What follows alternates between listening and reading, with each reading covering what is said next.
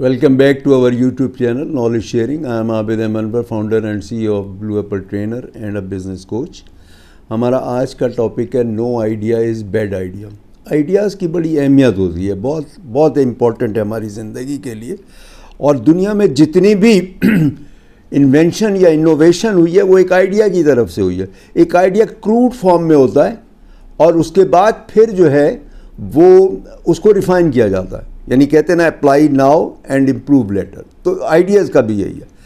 दूसरी बात यह है कि आइडिया जो है वो एक आम आदमी को ज़ीरो से हीरो बना देता है, एक कौम को ज़ीरो से हीरो बना देता है, और इसी तरीके से ऑर्डनरी से एक्स्ट्राऑर्डनरी बना. चाहे ये फ़र्द हो, चाहे अफराद हो, चाहे कौम हो, चाहे मुल्क हो, और चाहे कोई भी अदारा हो, कोई फैक्ट्री हो, कोई ऑर्गेनाइजेशन हो, कोई स्कूल हो, कोई घर हो, उसमें आइडिया बड़ी इंपॉर्टेंट रहता है.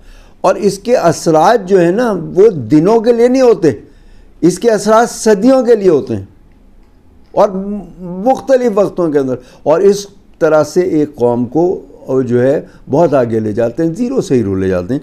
मैं आपको एक आइडिया का बताता हूँ. एक आइडिया की वजह से आज 60 साल हो गए अरब ममालिक को, और उनको आप देखिए सब कुछ है, हर दौलत है, सब कुछ है, और बदमस्त हाथी वाला मामला है शेखों का माशाल्लाह. और पाकिस्तानियों के साथ क्या सलूक है.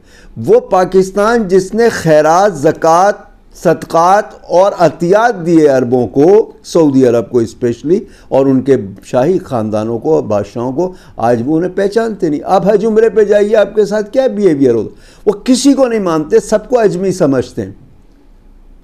और वो जो है back to zero square one चले गए, सबको हमें वो कहते हैं. लेकिन आज आप देखिए एक आइडिया की मार है. उस आइडिया की वजह से आज उनमें हौसला और हिम्मत नहीं होती कि इसराइल को कुछ कह सकें.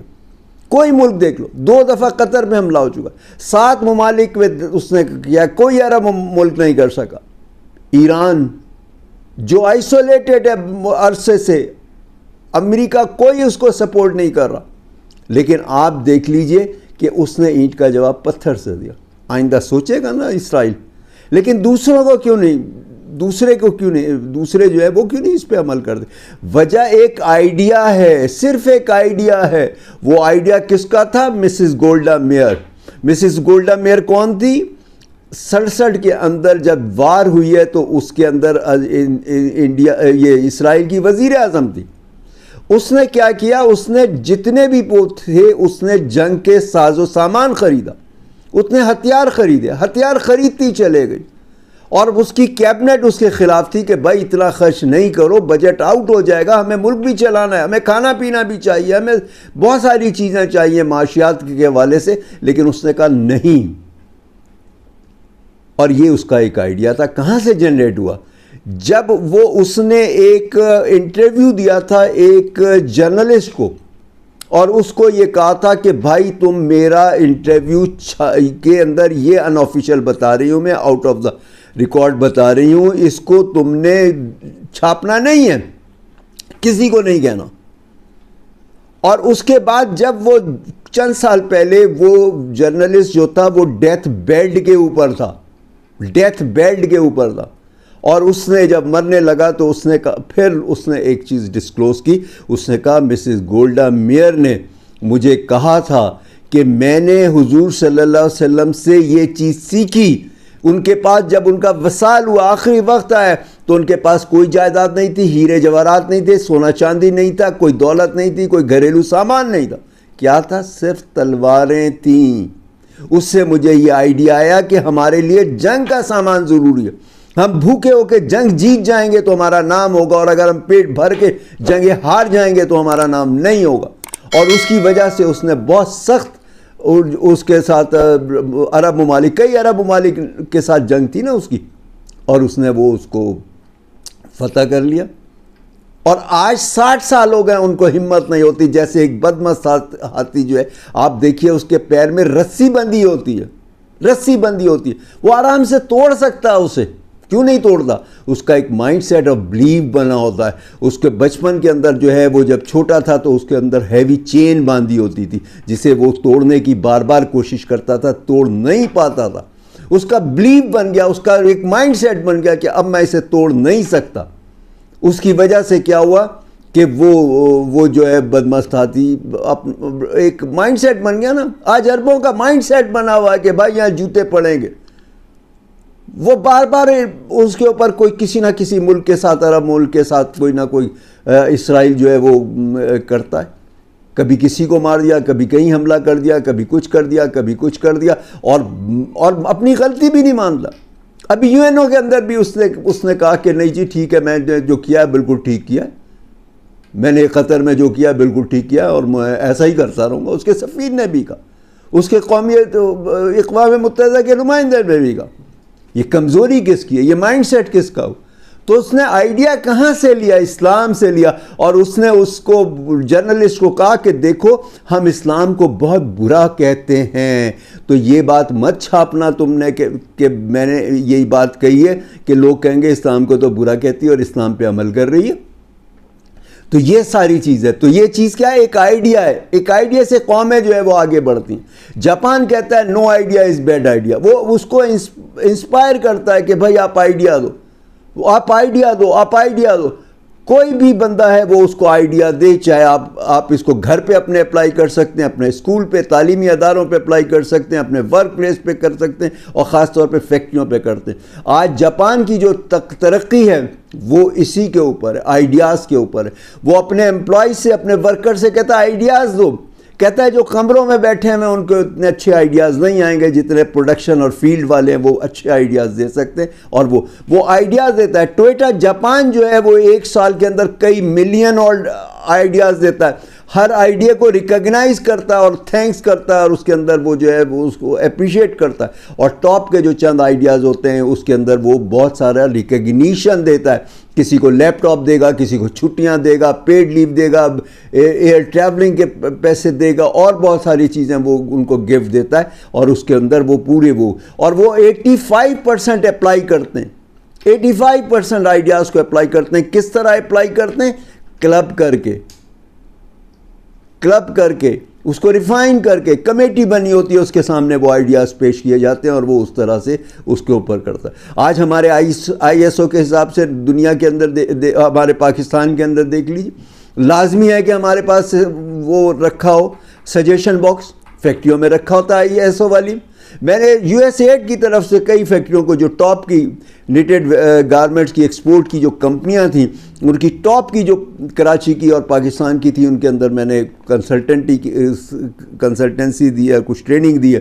اس کے اندر وہ سجیشن سسٹم ہوتا تھا. کوئی سجیشن نہیں آتی تھی, اور میں ان کو کہتا تھا سجیشن یوں نہیں آتی کہ آپ اس کے اوپر عمل نہیں کرتے, آپ ریکگنائز نہیں کرتے, آپ اپریشیٹ نہیں کرتے. اور ہر بندے کو ہوتا ہے کہ میں سجیشن دوں گا تو وہ جو میرا باس ہے وہ کہے گا کہ تو نے میرے خلاف دی ہے یہ سجیشن, اس کے اندر میری ویکنیس ہے.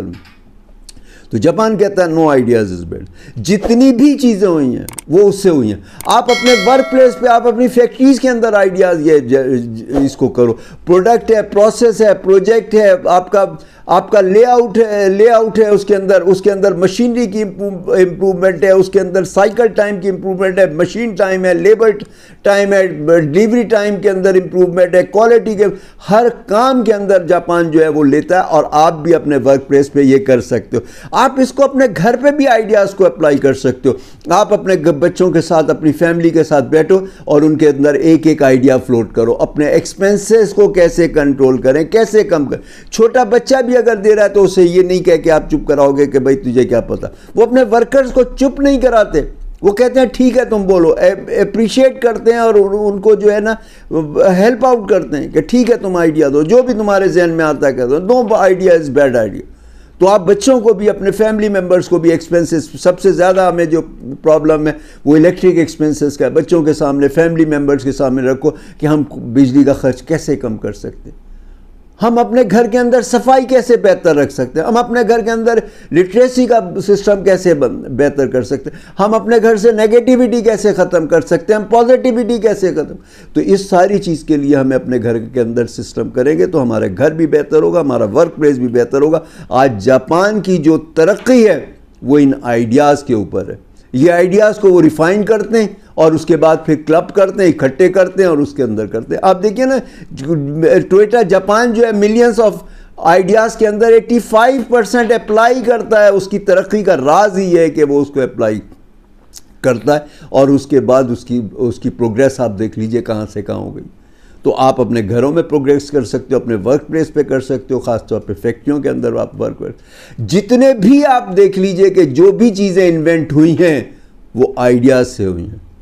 اسٹیم انجن آئیڈیاز سے ہوا نا, اور وہ جو تھا وہ اس سے آئیڈیا اس کا ہوا اسٹیم جنریٹر. اس کے بعد اس نے امپروو کیا.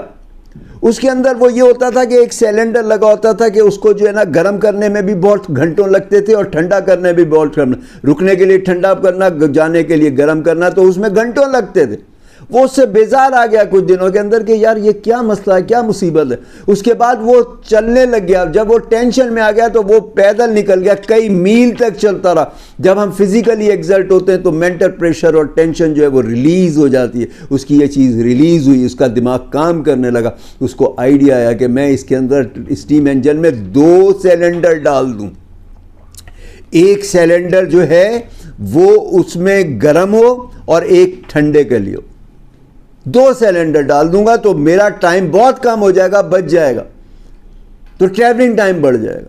تو اس نے اس آئیڈیا سے کام کیا اور اس کے بعد جتنے لوگوں نے آپ کام کیے ہیں آپ دیکھ لیجئے ان آئیڈیاز کے اوپر کیے ہیں. آج بھی جتنے لوگ دنیا کے اندر کامیاب ہیں آپ اس آئیڈیاز کی وجہ سے. جو بھی آپ دیکھ لیجئے ایک آئیڈیا آیا اور اس سے وہ کہاں سے. مائکروسافٹ کیسے بنا؟ ایک آئیڈیا سے. اس کو خیال آیا کہ میں یہ کام کر لوں اور ہر پی سی کے اوپر جو ہے میرا سسٹم چلے گا. اس آئیڈیا سے اس نے کہا. تھامس ایڈیسن کا کیا ہوا؟ وہ اسی طریقے سے آئیڈیاز کے اوپر کام کر. تو آئیڈیاز لگے اور اس کو امپروو کیے. اور ہمیں بھی بہت سارے آئیڈیاز, ہمیں روزانہ 50 سے 60 ہزار خیالات آتے ہیں جن میں بہت سارے آئیڈیاز ہوتے ہیں. ہم اس وقت کہتے ہیں یار یہ آئیڈیا تو اچھا ہے اور آرام سے ہم اسے اپلائی کر لیں گے, ہم اس پہ کام کریں گے. پھر ہم بھول جاتے ہیں. وہ بڑا بیسک سا آئیڈیا ہوتا ہے کہ یہ تو ہم بھولیں گے ہی نہیں, لیکن وہ ٹپ پہ رہے گا اور لیکن ہم بھول جاتے ہیں. وجہ یہ کہ ہمارے آئیڈیا جو ہوتا ہے وہ ببل کی طرح سے ہوتا ہے. جیسے ببل ایک دم ختم ہو جاتا ہے اسی طرح سے آئیڈیا ایک دم ختم ہو جاتا ہے, ذہن سے نکل جاتا ہے. تو اس کے لیے آپ کو کیا کرنا ہے, نوٹ بک رکھنی. جتنے لوگ تھے وہ نوٹ بک رکھتے تھے. آئنسٹائن دیکھ لیجئے وہ نوٹ بک رکھتا تھا. تھامس ایڈیسن نوٹ بک رکھتا تھا. اسی طرح سے جو اس کا جو فادر آف آٹو موبائل ہے ہنری فورڈ, وہ بھی ڈائری رکھتا تھا. خاموشی سے سوچتے تھے, یا ڈسکشن کے وقت کسی وقت کوئی آئیڈیا جنریٹ ہوتا تھا تو وہ بات چیت روک کے تو وہ آئیڈیا لکھتے تھے. وہ لوگ سب لوگ یہ کرتے تھے. تو آپ بھی اپنا جس وقت آئیڈیاز اپنے گھر کی امپروومنٹ کے لیے, اپنے ورک پلیس کی امپروومنٹ کے لیے, اپنے کاروبار اسٹارٹ کرنے کے لیے, کاروبار امپروو کرنے کے لیے, ایکسپینشن کے لیے, ایکسٹینشن کے لیے, آپ آئیڈیاز جنریٹ کیجئے, آئیڈیاز نوٹ کیجئے. ڈسکشن میں آئیڈیاز آتے ہیں, نوٹ کیجئے, اسی وقت نوٹ کر لیجئے. ہمیں آئیڈیاز کب آتے ہیں؟ جب ہم خاموش ہوتے ہیں, سکون سے بیٹھے ہوتے ہیں. خاص طور پہ جب ہم پریئر کر رہے ہوتے ہیں, جب ہم میڈیٹیشن کر رہے ہوتے ہیں, جب ہم شاور لے رہے ہوتے ہیں, ہمیں آئیڈیاز آتے ہیں. اور پھر جب ہم نکلتے ہیں تو بھول جاتے ہیں. تو ان کو آپ کو یاد رکھنے. آپ اس کے اندر ایک کام یہ بھی کر سکتے ہو, اب تو بڑا آسان ہے. آپ اپنا جو ہے ایک فون کے اندر واٹس ایپ گروپ بنا لو جس کے صرف آپ ہی ممبر ہو, اور اس کے اندر آپ اپنا آئیڈیا ڈال دو. تو آپ اس کو ایکسپلور کیجئے, اس کے بعد پلان کیجئے, اس کے بعد ایگزیکیوٹ کیجئے آئیڈیاز کو. آپ دیکھیے کہ آپ کتنی ترقی کرو گے. آپ کے گھروں میں امپروومنٹ ہوگی, آپ کے ورک پلیسز میں تو جاپان نے جو کہا نو آئیڈیا از بیڈ آئیڈیا, یہ بڑا اچھا کانسیپٹ ہے. اسے ہمیں اپنی زندگیوں میں, اپنے ورک پلیسز میں اور اپنے گھر پہ اپلائی کرنے کی ضرورت ہے. اور اس سے دیکھیے ہم کتنی ترقی کریں گے, جیسے جاپان نے بہت ترقی کی. تو آج کے لیے اتنا ہی. پھر انشاءاللہ نیکسٹ ولاگ پہ ملاقات ہوتی ہے. ٹل دین اللہ حافظ.